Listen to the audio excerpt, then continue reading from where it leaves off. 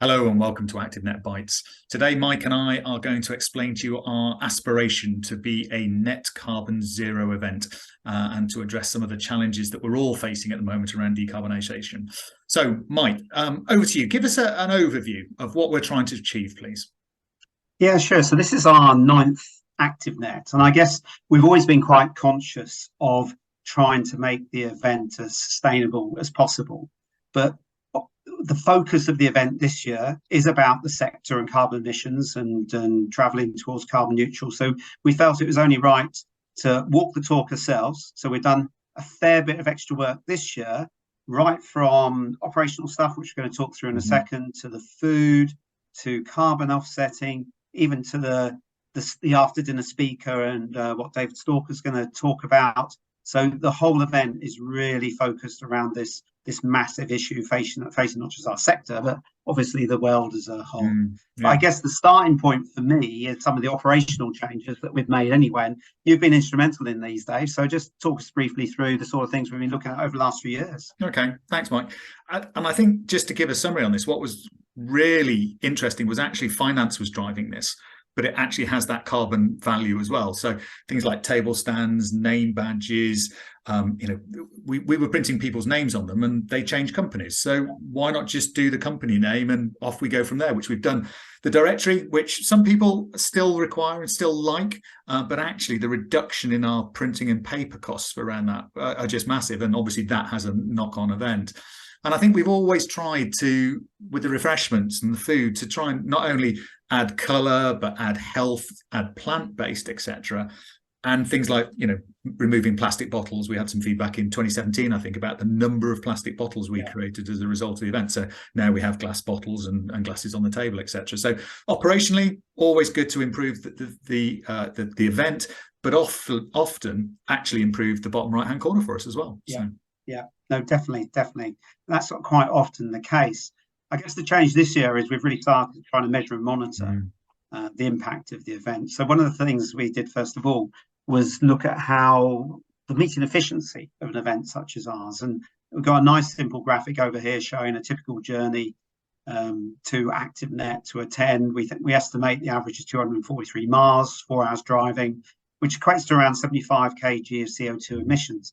If you compare that to someone doing that journey to 14 meetings, which is the number of meetings most people have, it's over 10 times, 15 times more miles, 962 kg of CO2, 52 hours of driving. So that was a really nice, simple way of just from the start point thinking, well, yes, we're doing our bit by making it really efficient on cutting down on those physical journeys and bringing everyone together in one point. That was a nice, easy start for us. But then we really wanted to focus more on that food and beverage. And luckily, the operator of our hotel, the Venues Connection, have been looking at this quite closely as well. So they've been sharing us with this sort of information.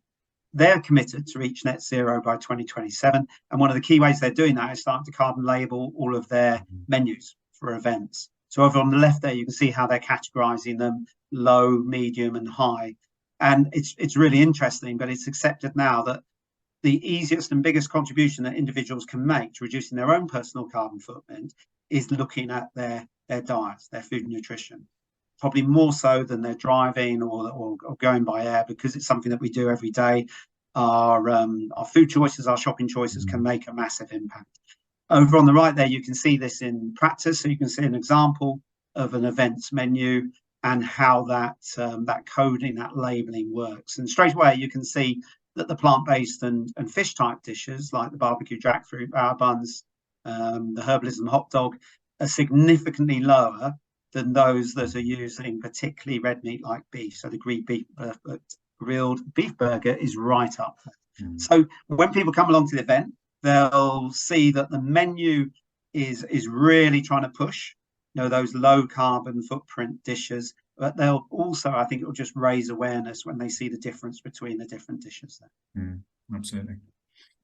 And then the next thing we wanted to do is, once we'd worked out what our CO2 emissions from the event were, we knew that we operationally it's impossible to be carbon neutral. That would be ideal. So what we need to do is look at a good offsetting scheme. So what we decided to do is partner up with the Woodland Trust. who look after more than 1,000 woods across the UK, all over the UK. And the key thing for me was that these woodlands are great places for physical activity. The vast majority of them are accessible.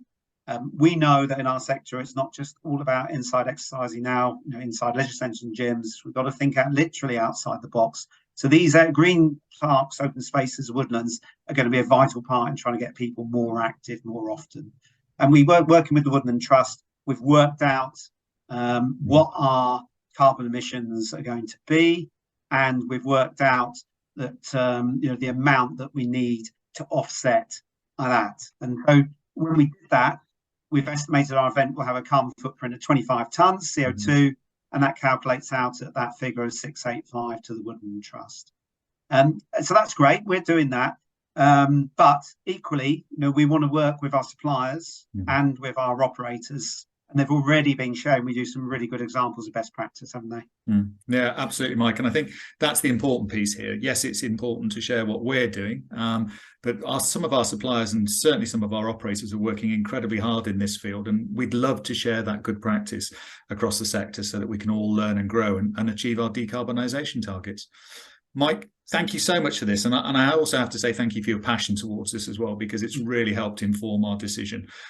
So you take care, and we will see each other probably before, but we'll see everybody else on March the 29th and 30th at Eastwood Hall. Take care. Thanks, Dave. Cheers.